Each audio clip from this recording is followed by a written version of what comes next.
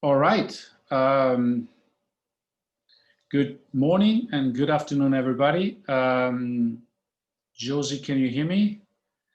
And we have a guest today. My colleague Josie Barigazzi will stay with us and present the demo. Hello, everyone. Hello there. So we start sharply at 3 p.m. And so let's get it started. So you hear me properly, right, Josie? And the attendees as well? Loud and clear. Fantastic. Good. So let me remove this window. All right. So the topic of today is describe how EasyRequest, which is a product by NetStudio, can help you being rescued away from the shallows in which your identity management project could have been stranded before the summer and maybe now even today after this summer. The webinar will be sort of 30 minutes long and will include a nice 10-15-minute demo on how EasyRequest can visually simplify your interaction with your existing identity management infrastructure. So let's start with the whys. So we'll try to understand why identity management, or even better, we call them today, identity governance project, are stuck or get stuck today. We'll talk about the evil details on that we are able to address with our product. And between the whys and the evil details, we'll see EasyRequest in action and then the call to action. So why do IGA projects fail, or why do identity governance projects fail?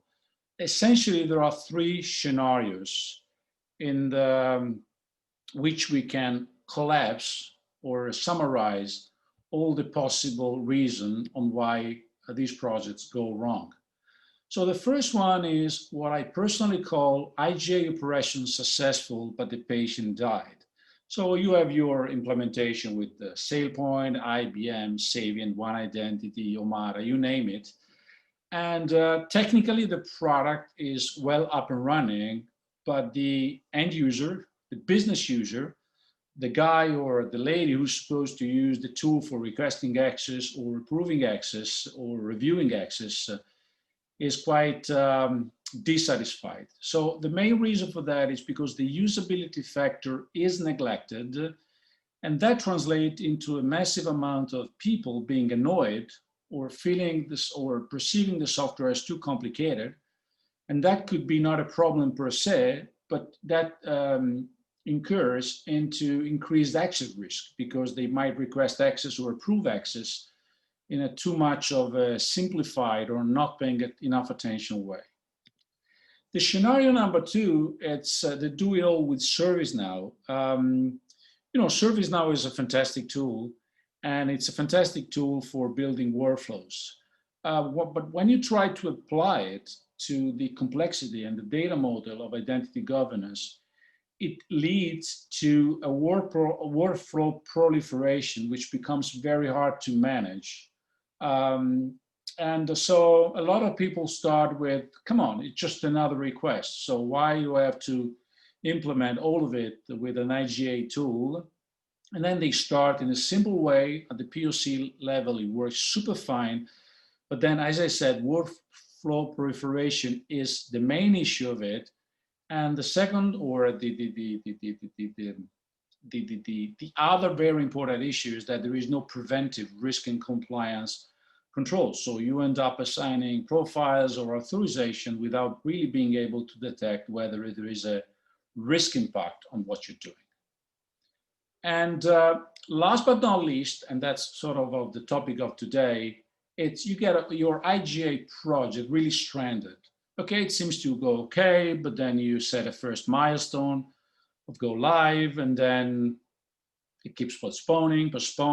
Typically behind the scenes, there is a poor guy developing thing which is driving himself nuts, trying to define visibility policies or implementing new workflows, or sometimes very simply the application owners, the guy who are responsible for each application or set of application, they don't feel themselves entitled with enough superpowers to control the users within their application estate. This is something that we address quite nicely with EasyRequest, and we'll be able to get a bit of a visual touch into that. So let's talk a bit on what the hell is EasyRequest. So EasyRequest is, simply said, it's an add-on layer. We call it UI as a service that integrates with your existing IGA environment. Can be SailPoint, can be IBM, can be Omada, can be even Micro Focus, and any environment through a gateway. The gateway translates the EasyRequest data model into the specific nuances of each platform. First, it's important to state immediately that we are not replacing the source of trust and auditability, okay? So we still trigger IGA platform-specific workflows. The audit trail is kept in the IGA platform. It's simply a new and easier way to do things for the business users, but also at the same time, we provide a number of simplified way to build new workflow and visibility policies. We also have some integration with the leading IGA platform. I would say the most important one that we feature and ship is the one with SailPoint. And I'm talking about SailPoint Identity IQ, so the on-prem version. But we also have a wide set of API for private label integration. So EasyRequest comes with an UI, and that's what you're gonna see in a few minutes with Josie. But if you like the capabilities which have been added to this, to your IGA layer, then you can consume all of this stuff for requesting access, approving, extracting data through a wide set of API and build your own skin to our APIs. Now, I don't want to spend too much time on giving you a brief description of what the product does. I just want to highlight things that you will be seeing in a wider way during the demo. So first of all, the visibility of user entitlement at a glance is very important, because in a lot of platforms, this view on really who is who and who has what, it's in a way not that easy to have it handy. So we have spent quite an amount of time in grabbing all the details that are useful for a manager, for example, to have an insight on what his or her direct reports is entitled to. The other thing we've built in EasyRequest, it's a simplified, we call it wizard-based request process, which navigates a catalog which can be rich and simple at the same time. So you go through a resource catalog, and then you add the values, and then you go through the process. But it's not the process, it's a request process, but it's the way it's been built. I think it's quite of an improvement over what you can see out in the market. And this will be covered during the demo. Approval timeline, okay? A bit of a more visual touch on every request and action as a timeline, which is more visual than elsewhere.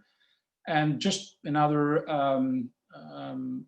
let's say, cherry on top of the pie, it's the delegation metrics, for example. So we have built the capability to make the delegation metrics way more simple for managers to establish for the different processes, for approve and to request, for example. Now, let me stop here. And before getting into the second part of the webinar, which is more explaining what are the evil details and the way we address them, I want you to get a glimpse on what the platform does. So let me hand over to Josie Barigazzi, our colleague with a perfect English, way better than mine, native Canadian Italian. So Josie, the stage is all yours. Just let me stop my share and you should be able to take control of it. Okay, so I'm hopefully sharing my screen. Can you all see that? Andrea, can you see it? We see it loud and clear. I know it doesn't. Okay, perfect. Much, but it's, yeah. Okay, perfect. So I'm logging in right now. I'm going to show you a short demo of how to request an additional access for a person. I will pretend to be a manager. So I am Amanda Ross, fake manager, who will be creating this request. So I'm logging in to EasyRequest, as you can see. Now, as Andrea mentioned, EasyRequest gives you the opportunity to delegate some tasks. And this is what happens at this point. I have a message saying that I have been delegated by Jerry Bennett, who is my boss, or I can decide to do the request for as myself. So this is the case. I'm doing a request for myself as myself. So what you see here right now is the different sections of EasyRequest. Right now I am in the users section, where I have a complete and centralized view of all my direct reports, and with also the possibility of seeing additional information for each one of them. Now, right on, I see an information which is very interesting, which is the user risk. And this is an indication of the level of risk that my reports have based on different policies that I have integrated into the system. Risk policies that can be, for example, critical applications, such as HR applications or treasury applications, or they can be based on entitlements. So I can have a user with administrator rights. The sum of all of these policies gives you a level of risk. So I have this indication right away that I can see immediately in my list of users. I can also request the application for myself, as you can see. Now, if we go into detail of, for example, one of these users, what kind of information can I see right now? Well, I can see some general information about the user. I can click into accounts and see all the applications that you can see here that this person has access to, the status of their access, so whether it's enabled or not. If the application has the information, I also have the last time I accessed the application, the account, and other information that I can customize as I please. Then I can also have, for example, I can access the section where it shows if this person has a privileged access management, if they are administrators for some sort of application. I can also go into these categories that are customizable and based on usually the way you are structuring your application catalog for the requests. I can see exactly what type of entitlements I have for each application. So for example, for Active Directory, I have the list of all the groups that I have access to. And also the risk level of the entitlement. Same goes for here for the business roles. This is also a category that I have categorized, that I have customized in this view. Another interesting thing that I can see is the request ID. So if this entitlement was given through a formal and authorized request. If I do, then I have the ID of the request. If I don't, I'll have an X, which means that this access was provided without going through a formal request process. I did not find a request for this entitlement, which means that somebody probably gave this configured, provisioned this access for this user without a formal request. So this can be very interesting, and I have all this for each one of my users, as well as for myself. I can see if I prefer a grid view or a tree view, as we had seen in the slides before. So to insert a request, let's go into the new request section. And as Andrea mentioned, I have a wizard which can help me through the process. It's a 4-step process, very simple, which starts off by selecting first the user I want to make a request for, what type of resource or application that I want to give access to, what type of entitlement, so what kind of user profile I want to assign to this user, and then finally a summary of what I have created. So let's just go through the step of the access request process. I can choose, another interesting feature is that I can choose to work with one person at a time or more than one. This can come in handy, for example, when an organization rolls out a new application. So if a new application is available to the business, a new service is available to a business, I can create just with one access to all my users, to all my reports.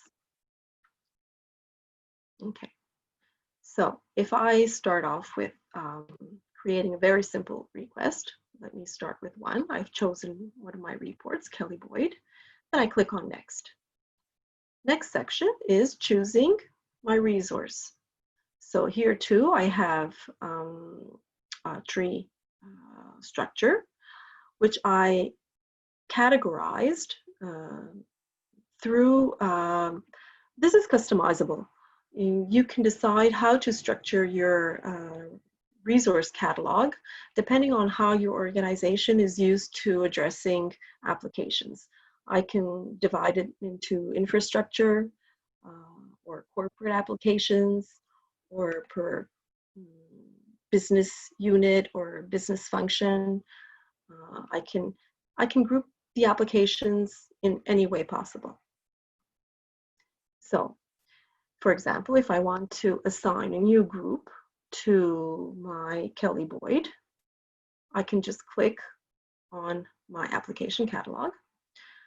When I say resource, I mean both an application and an action, which can be either to revoke, to assign a new profile, or to disable an account. Then I click on Next. And over here, what happens is that I need to choose a profile. So here too, I can structure my profile depending on each application. I can structure it in a tree format, or I can just have a very simple list that I can choose from, depending on the complexity of your application. So for example, I want to assign to Kelly Boyd a new group. Let's call it SOX controls, because I want her to start doing some SOX testing. And I can do so by assigning this Active Directory group to this user. And then I click on Next. And finally, I'm in my last step, the summary, which shows me exactly what I have. Now, if I had more users, I would have all the list of users and all the profiles that I've been selecting for them. And to confirm, I just create on New Request. Confirm. My request is created. Now what happens is that I can go, for example, into my history and see the list of all my requests. So here's the request that I just created right here. I can view some additional information on my right. Now, in this case, the request has just been inserted, so it has to be processed. But what is interesting here is that if I have a request in which I had 2 users created, for example, this one, you can see request 145 is split up into 2 requests, one for each user. So one for Catherine Simmons and one for Janet Washington. I'm talking about these ones. So I can refresh my screen. Now the status is completed for my request. So my request has been inserted and processed. Once the provisioning has been completed, I will be able to see in my user this new entitlement to my report. So if I go into infrastructure right now, I don't see it yet because it hasn't been processed yet. This is another group. It was SOX controls. Now the provisioning can also be automatized in this workflow, but that depends on your IGA system that you have beneath the EasyRequest. Or it can be, for example, a request that is issued to your service desk. So it can be either automatized or semi-automatized. Another section that I'd like to show you in EasyRequest is the task section, which comes in handy when, for example, I, as a manager, have to perform a task. For example, I have to perform and have to authorize a request from someone. So this can come in handy when in your workflow, you have your single users that can insert access requests and have different levels of authorization, either from the manager or from the application owner or from a security officer in case of critical applications. And each one of these actors has its own tasks section where each task is pending and can be processed by the owner.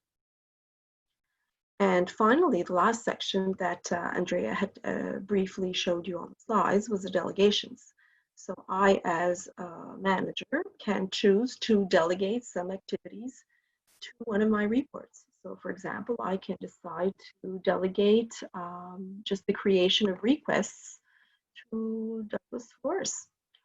Or I can also have her approve for myself. Obviously, each window has a filter to help you find some information. So you'll find that available in each window, as you can see here. That is all for the request process. I hope I mentioned all the different functionalities that EasyRequest can offer you. And I can go back to Andrea. All right. Thank you very much, Josie. And let me go back on presentation mode. Josie, can you see it? Yes, I can. Good. So I just wanted to recap a few things. What you have seen, it's the visual part of EasyRequest for an ordinary employee or manager who's requesting access on someone else's behalf or for him or her. It's important to state that everything that you see in the system comes from the IGA platform. There are a few things that we, of course, help to improve. And it's, as I said, workflow design, visibility policies, and the taxonomy of the catalog, okay? But the key data and all the audit, the journaling of the activities of each user in the system, it's kept into your IGA platform, okay? So we don't want to create a second source of of truth, okay? We're just simplifying a number of processes. And now with that, I think it's the good time to get into some of the evil details that we address that are not exactly visible in the UI, you know, in the demo, but it's important to touch upon. So in a bunch of platforms, building new workflows is utterly complex. What we have built in EasyRequest, not for all the platform, but for some, yes, like SailPoint, we have built a natural language description of the workflow. So you can really abstract your definition, not just in something which is easier to write and maintain, but it's also easier to audit, okay? And if you have done IGA project, you know it well. Building workflows in any platform, it's typically way more complex than describing a flow in a semi-natural language description. Number two, in a bunch of products, again, setting the right visibility policy is a nightmare.